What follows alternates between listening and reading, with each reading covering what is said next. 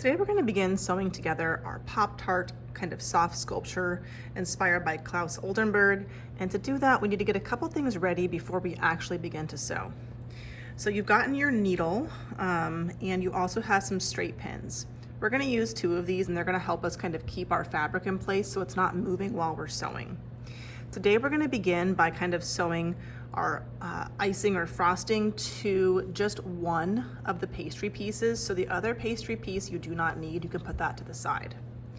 You want to get your frosting or icing kind of in the spot that you want it to be. And then with one of the straight pins, you are going to push it and watch your finger because it's going to go all the way through. And then you kind of bend it so that it is going to be able to pop back through the top. So if I look, it kind of has this gap in the middle, and that's because that's going through both pieces and it's securing my frosting to the pastry part. I'm going to do the same thing, but at the bottom kind of going up. So I kind of push it down through both pieces, and then I'm going to kind of push it flat and then try to pop it back through. And now my frosting is secured onto my pastry piece.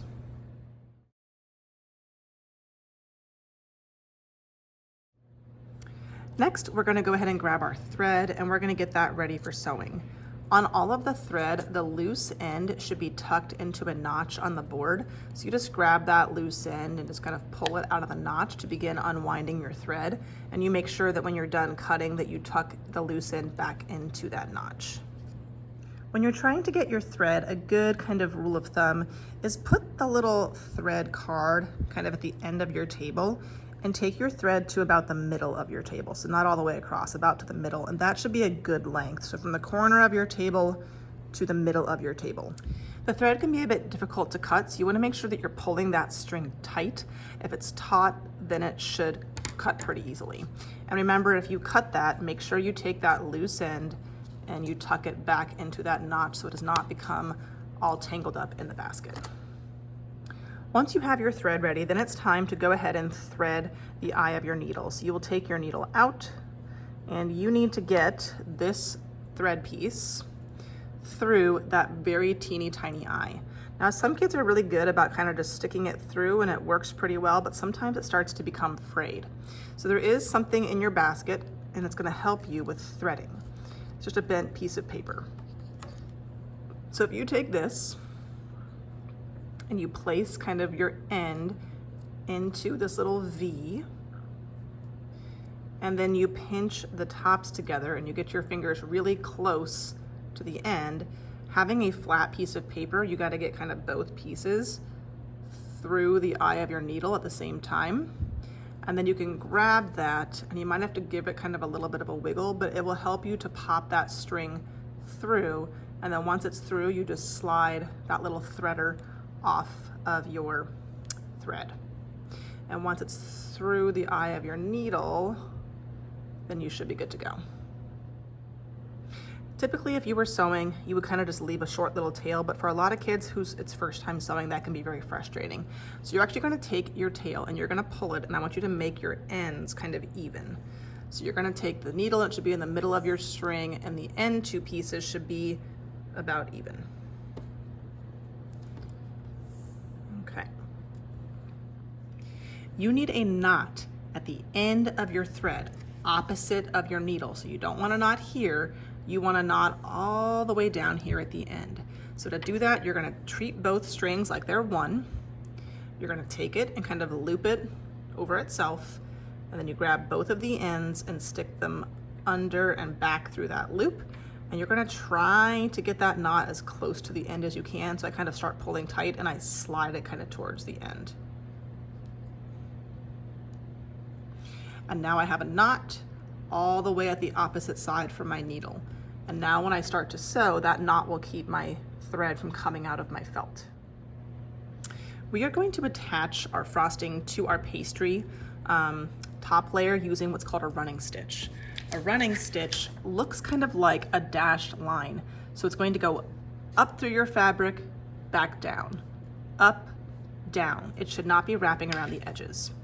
Anytime you start a stitch, you don't want to see messy knots on the front. So you're going to start from the back of your felt and you're gonna try to kind of pop it up so it's near the edge of your frosting.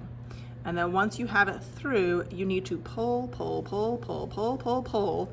That way the knot is hitting the back of your fabric. If your tail pieces are really long, you are welcome to trim them a little bit shorter. Once my knot is at the back and it's holding, then it's time to do that running stitch. The goal here is to make small stitches. I don't want to make big jumps. I want to do the next hole pretty close to where it's coming out of. So I'm going to take my needle and kind of near where I put it in, I'm going to go ahead and stick it back down through that fabric. Once you stick it down, you've got to always make sure to pull, pull, pull, pull, pull, pull, pull until that stitch looks nice and flat. And you can see mine is very small. So now I'm at the back. I need to come from the back and come back up to the top. So I'm trying to get that needle kind of close to where I came out. If I poke it through and that's not really a good spot, just pull it out and kind of sort of see if you can get it into a better spot. That's not too bad, it's pretty close.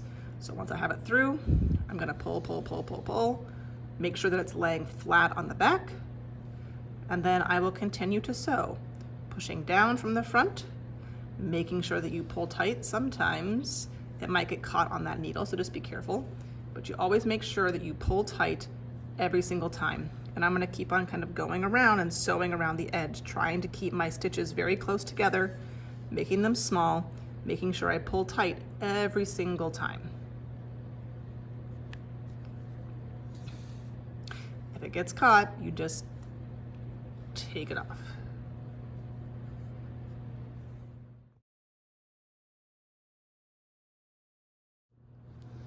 If at some point you feel like you don't really need one of these straight pins because now it's held in place pretty well, I can take that out, and just make sure if you're taking it out that you stick it back into your little felt piece so that it all stays together. At some point as you are sewing, you will notice that you are starting to kind of run low on thread. So you want to try to go as far as you can comfortably, but if it starts getting really hard to get that needle kind of in and out, you want to make sure that you are ending on the back side. So if it looks like you're pretty much near the end, you want to end on the back. And if you cut something off, you need to also tie it off so all of your hard work does not come undone. So to do that, you're going to take your scissors and just cut it near your needle. And then you're going to tie this kind of like the first part of tying your shoes. Make an X, loop this part under, and pull tight. And I would do that at least 2 to 3 times to make that knot nice and big so that nothing is falling out on you. And kind of like the beginning, if this string is very long, you can trim it shorter. Just make sure you don't accidentally cut it a little bit too close to your knot. If you have finished a piece, obviously I need more. So you will simply start at the beginning. You'll get the right amount of thread. You will thread your needle. And when you start, you just start right next to where you ended. So I would start my new piece right next to this knot. I would stick it up and pull it all the way through until that knot comes to the back. And then I just keep on sewing until my entire icing is attached to my pastry kind of layer with this little small running stitch all the way around the edges. When that timer beeps and class time is over, it's very important that we all get our things stored correctly. I'm gonna come around at the end of class and do a needle check. So you always are gonna store your needle in your little felt square. So you take your needle and kind of like a straight pin, you just push it in, push it out. You just leave the string attached. You're gonna stack that kind of on top. Once I have checked to make sure that all of your needles and straight pins are accounted for, you simply take your pieces, your felt pieces, you can even grab that one you haven't done yet, just stack them all together and everything gets slid into your bag as flat as you can. You don't seal it, you leave the bag open, and then you'll just take your bag, and if you still have any of the sketches or papers out, just slide everything into your sketchbook pocket nice and flat, don't zip it.